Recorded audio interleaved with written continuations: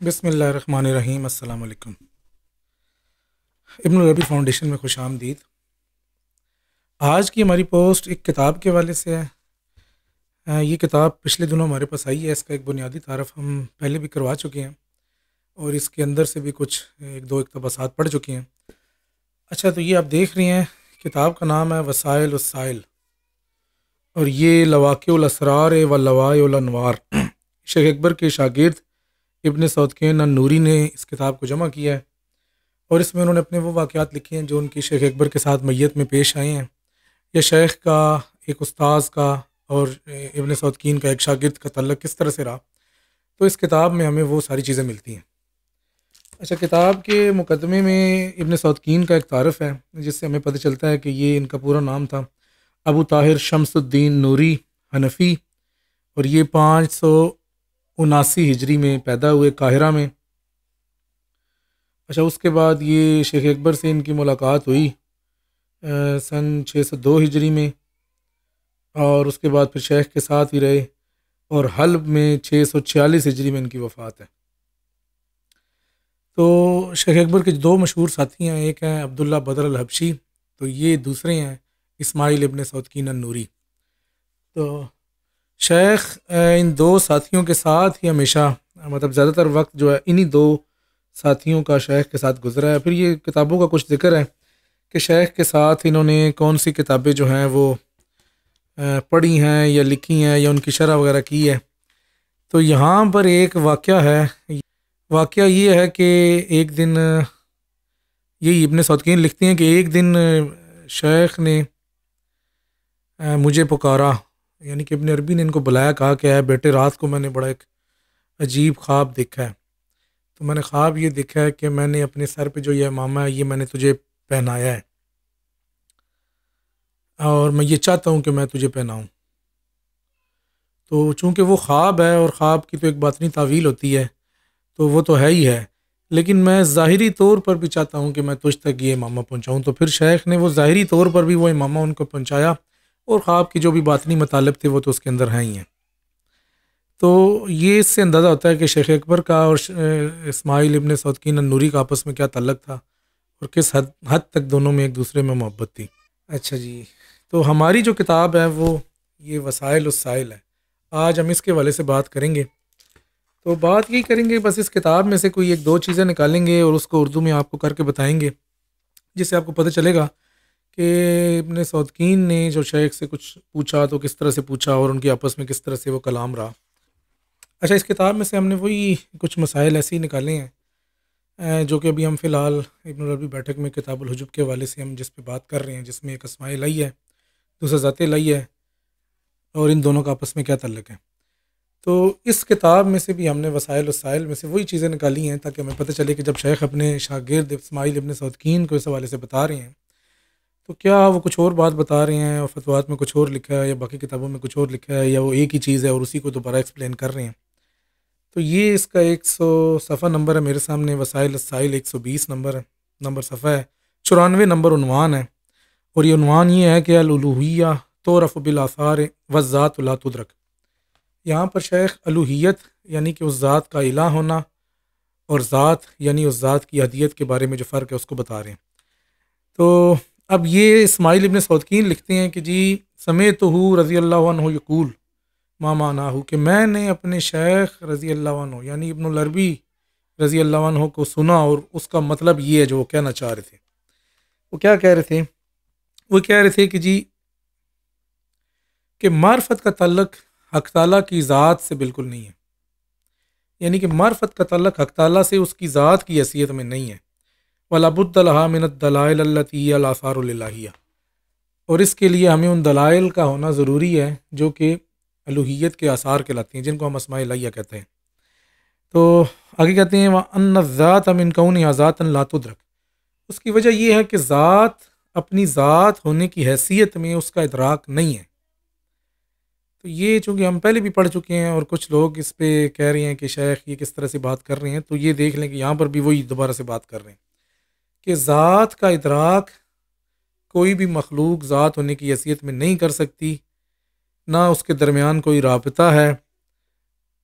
ولا رابطۃ بینہا و بیننا، یہاں کہہ رہے ہیں کہ ذات کے درمیان اور ہمارے درمیان کوئی رابطہ نہیں، فہیہ العزیزۃ ممتنع، اور ذات جو ہے وہ امتناع میں یا اتنی پاک ہے، اتنی بلند ہے کہ اس تک پہنچنی، اس تک رسائی جو ہے وہی ممکن نہیں۔ تو پھر سوال یہ ہے کہ ہماری معرفت کس چیز سے ہے؟ تو اس کتاب میں بھی وہی لکھ رہی ہیں، وَمُتَعَلَّقُ مَعْرِفَتِنَا إِنَّمَا هُوَ الْأُلُوہیہ، کہ ہماری معرفت کا تعلق الوہیت سے ہے۔ اور الوہیت کیا ہے؟ وہی التی استدت الآثار، اور الوہیت یہ ہے کہ جو آثار کو بلاتی ہے، فظہرت بالآثار، اور آثار سے ظاہر ہوتی ہے۔ آثار سے ظاہر ہوتی ہے، اس کا مراد یہی ہے کہ اسماء الہیہ کے جو آثار کے طالب بھی ہیں اور آثار کو ظاہر بھی کرتے ہیں۔ فلا تعرف الا بآثارہا، تو ذات جو ہے وہ اپنے آثار سے ہی جانی جاتی ہے، یعنی ذات اپنے اسماء سے ہی جانی جاتی ہے، اور معارف کا تعلق جو ہے وہ آثار سے ہے۔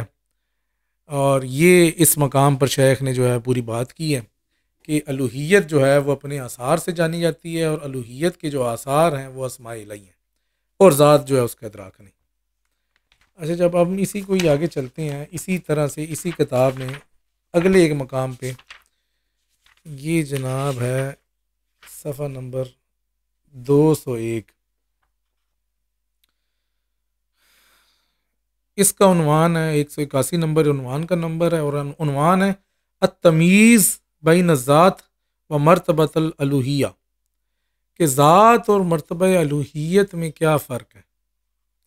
تو شیخ ابن صودقین لکھتے ہیں کہ میں نے اپنے شیخ ابن العربی رضی اللہ تعالیٰ عنہ کو سنا، وہ کہہ رہے تھے لا یصح النزول منہ والادراک منک الا من کونہ الہا، کہ اس کا تیری طرف ایسے نازل ہونا یا تیرے قریب ایسے ہونا کہ تجھے اس کی معرفت ہو جائے یا تو اس کا ادراک کر لے، وہ صرف اس کے الہ ہونے کی حیثیت میں ہی ہے۔ وَأَمَّا مِن كَوْنِهِ ذَاتًا فَلَا مُنَاسِبَةٌ اصلاً، جہاں تک ذات کی بات ہے، جہاں تک ذات کی بات ہے تو اس کے درمیان، یعنی ذات کے درمیان اور مخلوقات کے درمیان کوئی مناسبت نہیں، واللہ عالم۔ تو یہ آپ نے ایک دوسرا لکھا۔ اچھا، پھر اس کے نیچے ایک اور بھی ہے، تھوڑا سا اشارہ بھی ہے، کہتے ہیں یہ شیخ اسماعیل ابن صودقین کہتے ہیں کہ جب شیخ نے مجھے یہ بات بتائی تو آپ کا چہرہ بڑا روشن تھا، اور یہ چمک رہا تھا، یا بشارت ربانی سے جو نہیں ہے وہ ایک دمک رہا تھا، آپ جو بھی کہہ لیں اس کو۔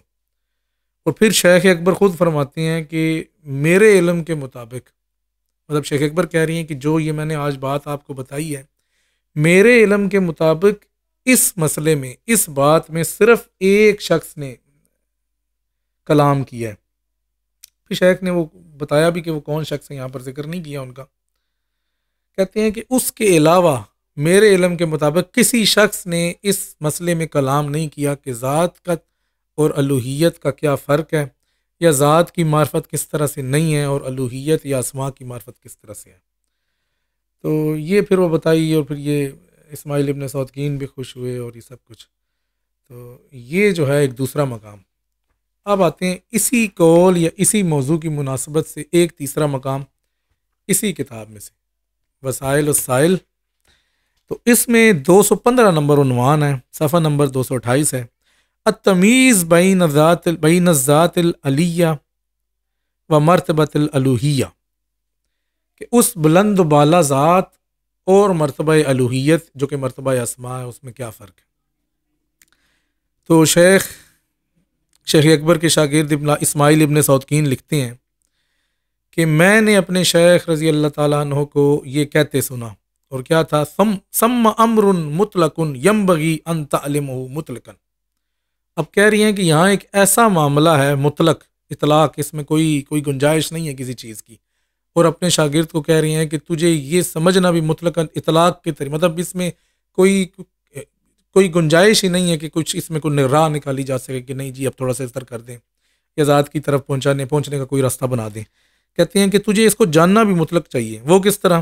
ان کل امر یطلب الکون، ہر وہ معاملہ جس کی طالب کون ہے، ہر مخلوق جس معاملے کی بھی طالب ہے، فہو من کونہ سبحانہ الہا، تو اگر وہ معاملہ مخلوق تک پہنچتا ہے تو وہ معاملہ اس کے الہ ہونے کی حیثیت سے پہنچتا ہے، اور اس کا الہ ہونا جو ہے وہ اس کے اسماء الہی ہیں۔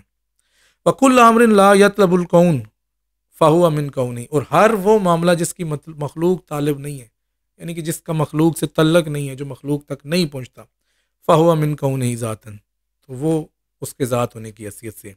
فمہما عطا من کلام الاکابر، آگے فرما رہے ہیں کہ کسی بڑے سے بڑے صوفی کا بھی کوئی قول آ جائے اس جگہ پہ، فَزِنْهُ بِهَذَا الْمِيزَان، تو اس کو اب اس میزان پہ پرکھ کہ اس میزان پہ وہ کس حد تک پورا اترتا ہے۔ يَتَحَقَّقُ لَكَ الْأَمْرُ فِيهِ بِإِذْنِ اللَّهِ تَعَالَى وَالسَّلَامُ، تو تجھے اللہ تعالیٰ کے اذن سے، اللہ تعالیٰ کے حکم سے تجھے اس کا فرق بھی پتہ چل جائے گا، اور اس کی اصل حقیقت بھی پتہ چل جائے گی کہ وہ صوفی کہنا کیا چاہ رہے ہیں۔ اچھا جی، تو یہ چند مقامات اس کتاب کے حوالے سے، جس میں شیخ نے متعدد اپنے واقعات بھی لکھے ہیں، متعدد ایسی گرہیں بھی کھولی ہیں جو فتوحات میں یا دیگر جگہ پہ بالکل جن کو چھوڑ دیا، لیکن یہاں پر اسماعیل ابن سودکین پر وہ گرہیں بھی کھولی ہیں۔ تو ذات اور اسماء کے فرق کے بارے میں، اور ذات کا مخلوق سے تعلق نہ ہونا اور اسماء کا مخلوق سے متعلق ہونے کے بارے میں شیخ بالکل واضح ہیں، واضح طور پر بھی کہہ رہے ہیں کہ اگر کوئی بڑے سے بڑا بھی صوفی آ جائے تو جب تک تو اس کی بات کو اس میزان میں نہیں تولے گا، تجھے اس کی اصل بات سمجھ نہیں آئے گی۔ اور یہ بھی کہہ رہے ہیں کہ یہ مسئلہ جس کی جانب میں نے تیری توجہ دلائی اور جس پہ شیخ بڑے خوش بھی تھے اور اللہ تعالیٰ کی طرف سے بشارت بھی تھی، یہ بھی کہہ رہے تھے کہ اس مسئلے میں ایک آدھ بندے کے سوا کوئی بندہ اس تحقیق سے بولے ہی نہیں ہے۔ تو اس کتاب کے حوالے سے چھوٹی سی ویڈیو بنانے کا مقصد یہ تھا کہ لوگوں کو پتہ چلے کہ شیخ کے حوالے سے ان کے شاگردوں نے بھی کس طرح سے کلام جمع کیا ہے۔ ہمارے پاس یہ کتاب ابھی بالکل نئی آئی ہے، اور ہماری خواہش ہے کہ اس کتاب کا ایک اردو ترجمہ کیا جائے۔ اس سلسلے میں کچھ احباب نے رابطہ بھی کیا ہے، اور جو احباب اس سلسلے میں رابطہ کرنا چاہیں ان کو ویلکم، کیونکہ یہ بڑی زبردست کتاب ہے۔ تو دو چار چیزیں ذات اور اسماء کے حوالے سے آج ہم نے شیئر کی ہیں۔ اگر موقع ملا تو کسی نیکسٹ ویڈیو میں کسی اور ٹاپک پہ کچھ اور چیزیں شیخ کی اور ابن سودکین کی وہ بھی ذکر کی جائیں گی، اور اس سے آپ کو عبارت سے بھی پتہ چل رہا ہوگا کہ کس طرح شیخ کلام کر رہے ہیں، تو اتھارٹی سے کلام کر رہے ہیں۔ وہ یہ نہیں کہہ رہے کہ ہاں جی اس میں یہ بھی ہو سکتا ہے وہ بھی ہو سکتا ہے، مطلب وہ بالکل حق الیقین کی جو کیفیت ہوتی ہے اس سے کلام کر رہے ہیں۔ تو فی الحال کے لیے اجازت دیجیے، آج شام کو انشاءاللہ ابن العربی بیٹھک 6:30 بجے سے لے کر 8 بجے تک اس میں بھی شرکت کیجیے۔ شیخ کی کتاب الحجب پہ ہم کلام کر رہے ہیں، تو انشاءاللہ وہ بھی جاری رہے گی۔ تو نیکسٹ کسی اور اچھی سی ویڈیو میں جس میں شیخ کی کسی کلام کسی بات کو مختلف انداز سے ملا کے بیان کرنے اور سمجھانے کی کوشش کی جائے، اس میں آپ کے سامنے حاضر ہوں گے۔ فی الحال کے لیے اجازت دیجیے۔ السلام علیکم ورحمۃ اللہ وبرکاتہ۔